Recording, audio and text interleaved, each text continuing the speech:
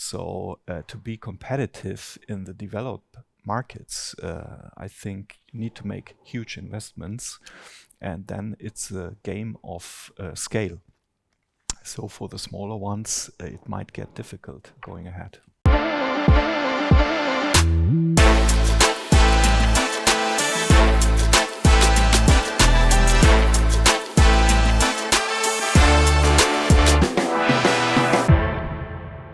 It seems like asset managers have to invest a lot. We're talking about getting talent, being stable, having the right infrastructure, regulation, ESG data, and so on. So is this kind of current situation that asset managers have to invest a lot in kind of not only the products, but all the team around and the infrastructure? Is the question, do we have to? Yeah. Unfortunately. It's the byproduct of being an asset manager. But I think you can do it in a thoughtful way, but that probably plays to why there is consolidation, so much consolidation in the market, because you do need to be bigger and be able to be willing to make these investments. We touched on ESG reporting before, particularly here in Germany. You have to have a pretty broad compliance team. You have to have good relationships with the regulators to be able to have them, to make that happen. And for that, it's not just about the investments, but it's about having really good quality people that the clients are going to trust.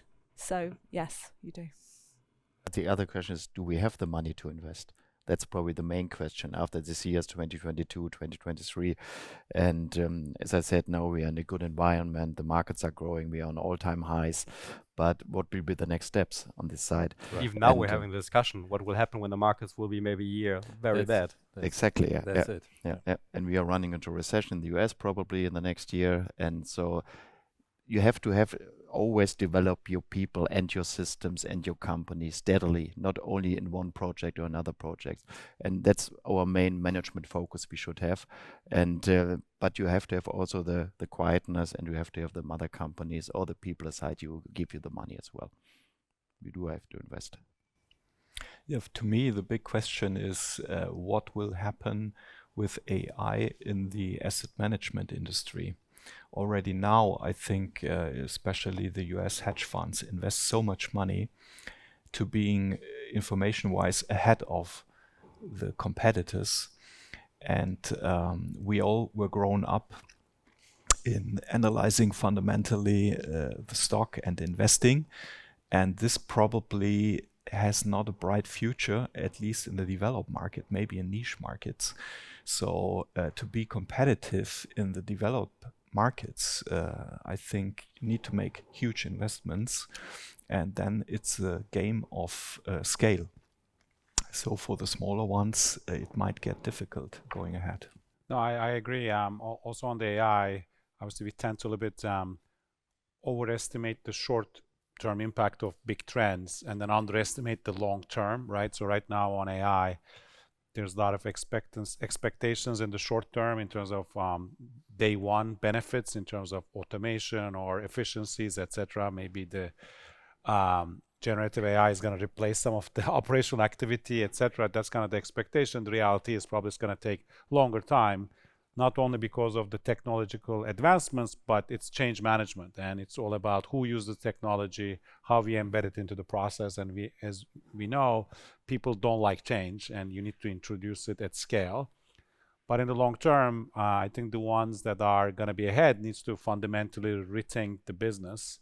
And I think scale in any event is going to be required, because most of the technology is right now being created by big tech, right? Even OpenAI became a big tech $100 billion market cap company, not based on the profits, but based on the promise. And then you have the Microsoft, the Amazon, and all that. So you're going to be, as asset managers or even financial services, you are dealing with a large set of companies, a handful in number, that controls the technology. It's a little bit different dynamic, I think, for financial services. So scale for cost purposes, but also being relevant as a client to big tech, because if you're not relevant as a client, you're not going to be shaping it, you're going to be following it.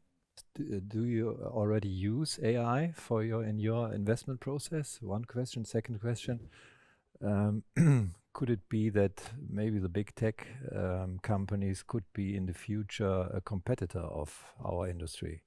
Yeah, so the short answer, one, I mean, AI might mean different things to different people. If we are talking about more the broader definition and include machine learning and data science and all that, of course, we use it, and we use it quite extensively across our investment platform, across asset classes, particularly equities, fixed income, multi-asset.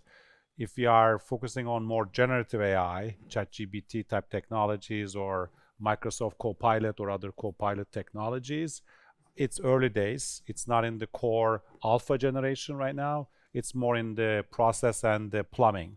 How do you, get the summaries of the analyst kind of reports? How do you read the sentiment from investor calls? How do you make the information capture much more efficient and effective?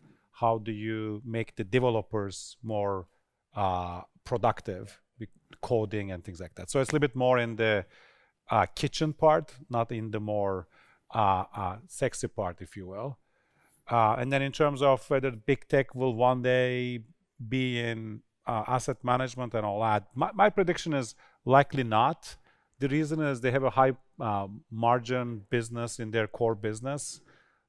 Getting into financial services attract more regulation. So I don't see the business case for them to do it. Maybe you could argue wealth management is more interesting because it's close to the end client.